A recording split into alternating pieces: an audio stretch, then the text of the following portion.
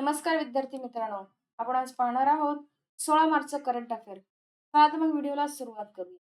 पहिला प्रश्न आहे, डिजिटल क्वीन उपक्रम सुरू करणारे भारतातील पहिले बंदर कोणते ठरले आहे? तर ते व्ही चिदंबरम ठरले आहे तामिळनाडूचे. या तंत्रज्ञानामुळे बंदराच्या कामाची रिअल टाइम अपडेट मॉडेल तयार केले जाईल, ज्यामुळे बंदराचे व्यवस्थापन अधिक कार्यक्षमतेने करता येईल. याच बंदरावर भारताची पहिली अँटी ड्रोन सिस्टीमही बसवण्यात आली आहे.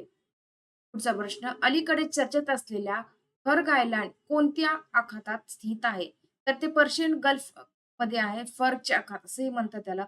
हे बेट इराणच्या नियंत्रणाखाली असून ते इराणचे सर्वात मोठे कच्चे तेल निर्यात केंद्र आणि लष्करी तळ आहे.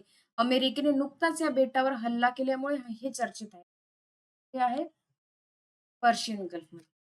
पुढचा प्रश्न, जागतिक पॅरा अथलेटिक्स ग्रँड पिक्स 2026च्या पदक तालिकेत कोणत्या देशाने प्रथम स्थान मिळवले आहे? तर ते भारताने मिळवले आहे. ठीक आहे. नवी दिल्लीतील जवाहरलाल नेहरू स्टेडियमवर ही स्पर्धा पार पडली. भारताने एकूण 208 पदके, त्याच्यामध्ये 74 सुवर्ण, 69 रौप्य आणि 64 कांस्य जिंकून अव्वल स्थान पटकावले. रशिया दुसऱ्या स्थानावर राहिला.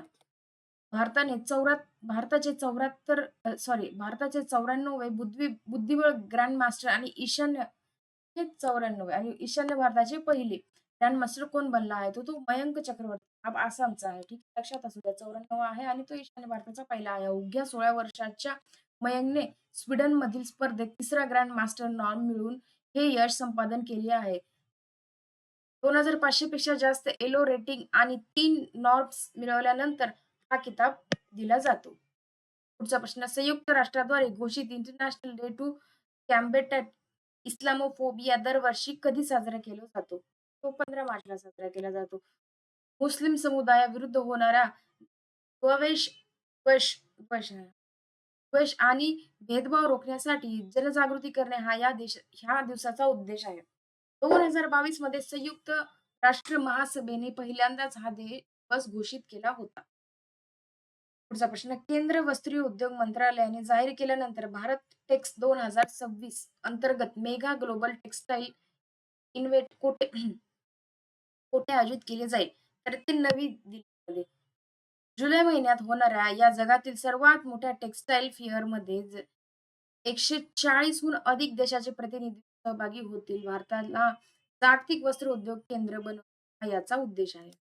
12वी आशियाई पॅसिफिक प्रादेशिक परिषद कुठे आयोजित करण्यात आली आहे? तर ते नवी दिल्लीत आयोजित करण्यात आले.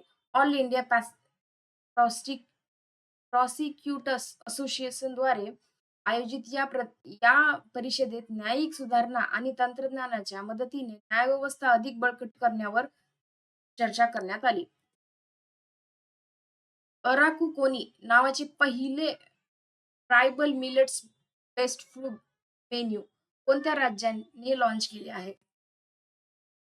Best food menu Araku Araku कोनी, तर ते आंध्र प्रदेश राज्याने. मुख्यमंत्री चंद्राबाबू नायडू यांनी अराकू व्हॅलीतील आदिवासींच्या भरड धान्य म्हणजे मिलेट्स आधारित पदार्थांना प्रोत्साहन देण्यासाठी हा उपक्रम सुरू केला आहे. हा मेनू सरकारी रेस्टॉरंट्स आणि टुरिस्ट सेंटर्स मध्ये उपलब्ध असेल. फसईच्या कोणत्या कायद्याद्वारे स्थापित करण्यात आलेले संस्था आहे फसई? तर ते अन्न सुरक्षा आणि नामकी कायदा 2006. केंद्र सरकारने आता फसई परवान्याला कायमस्वरूपी वैधता परमनंट व्हॅलिडिटी देण्याचा निर्णय घेतला आहे. तसेच परवान्यासाठी वार्षिक उलाढालाची मर्यादा 12 लाखावरून 1.5 कोटी रुपये करण्यात आली आहे. नॅशनल सिक्युरिटी ऍक्ट NSA किंवा राष्ट्रीय सुरक्षा कायदा कोणत्या वर्षी लागू करण्यात आला? तर ते 1980 मध्ये. लडाखचे हवामान कार्यकर्ते सोनम वांगचुक यांनी या कायद्या अंतर्गत केलेले नजरगेद सरकारने रद्द केल्यामुळे हा कायदा चर्चेत आला. या कायद्यान्वये एखाद्या व्यक्तीला विनाअट 12 महिन्यापर्यंत ताब्यात ठेवता येते. कधी केला आहे? National security act.